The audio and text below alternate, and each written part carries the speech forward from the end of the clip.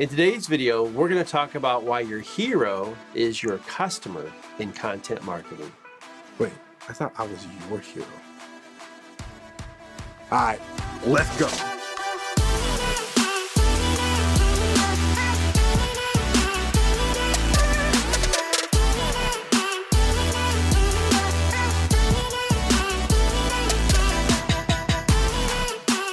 We're continuing our video series called Content That Converts. It's a methodology that you can use to market your business and make sure that you're churning out constant and consistent content.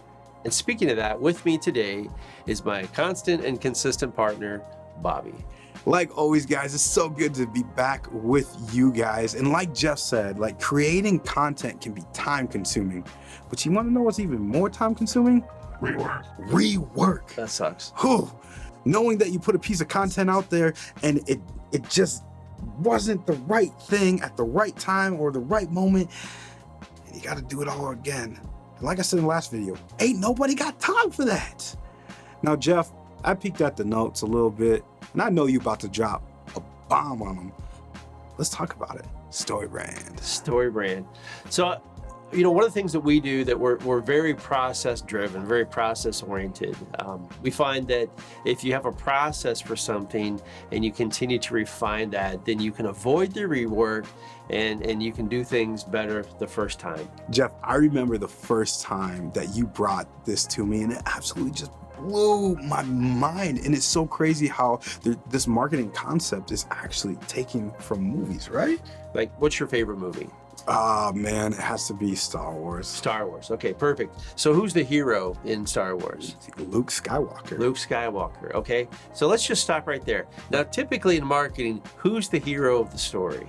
Oh, Bobby's Beard Balm is the hero of the story. Yeah, so if you didn't see Bobby's Beard Balm and us talking about that, check the link out right up there. That is the connection to our last video where we talk about Bobby's Beard Balm. But in a small business, or really in any business, typically the hero of the story is the business itself, right? We want to talk about ourselves. Mm-hmm. Okay, now in Star Wars, it was all about Luke Skywalker being the hero, but how did Luke become a Jedi Knight? Well, first he had to fill out a form. No, I'm just kidding. He had to feel the Force. Force. There you go, all right. He had to feel the Force, not fill out a form. All right. But then there was a guide, right? He was a guide. His name was Obi-Wan Kenobi. Oh. And without Obi-Wan Kenobi, then Luke would have either stalled or taken a little bit longer. But it was with the help of Obi-Wan that he became the hero of the story. Now, we need to think about ourselves in a little bit of a different way than what we would typically put ourselves, the role that we would put ourselves into. So if we are not, as business owners, if we are not the hero of the story, then we actually become the guide of the story.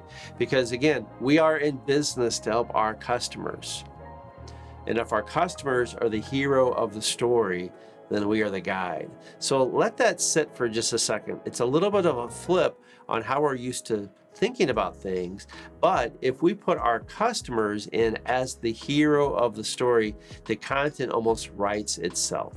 Harry Potter had Dumbledore, and in Hunger Games, Katniss Everdeen had Woody from Cheers, who helped her figure out how to navigate the challenges of the Hunger Games, right? Now, all of these people had two factors about them that helped them become the best guide possible. They had empathy and they had authority.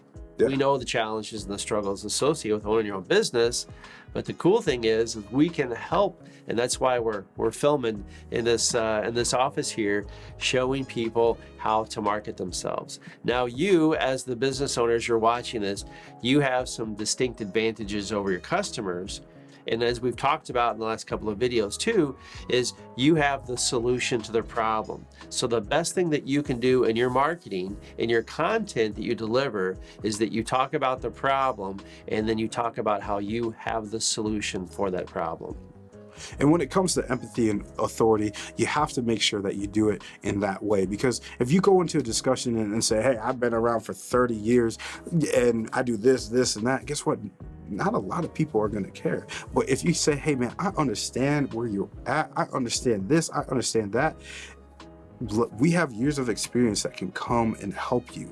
A quick shout out and also a hat tip to a fellow YouTuber, Adam Erhart, who has this incredible channel in digital marketing. But I want to borrow one of the quotes that he featured recently in one of his videos. And he said, customers don't just buy when they understand, they buy when they're understood. That's so good. But let's think about that. Like, again, you can talk and talk and talk about your product. And people may understand your product all day long, but do they feel understood? So when you talk about their problems and you talk about how you can be the solution to that problem, that's when they feel understood. And there's no better person to do that than the guide who has empathy and authority, and that's you. That's right. That is you. And the cool thing about the guide is, like, let's take that Star Wars reference back, right? Obi-Wan Kenobi, he had a relationship with Luke Skywalker to make him better. And so if you're not having relationships with your clients and building those relationships, man, you got to get to that, because that's where the foundation of customers start. So speaking of movies and stories, what's the moral of this movie? The moral of this movie. So we're going to put this into a 4-step action plan, or a recap, if you will. So number 1 is make the customer the hero of your story. Number 2, make sure that you're the guide of the story and that you're talking about the hero's problem and how you can solve that. Okay, step 3, if you're going to be that guide, you got to make sure that you're demonstrating authority and empathy.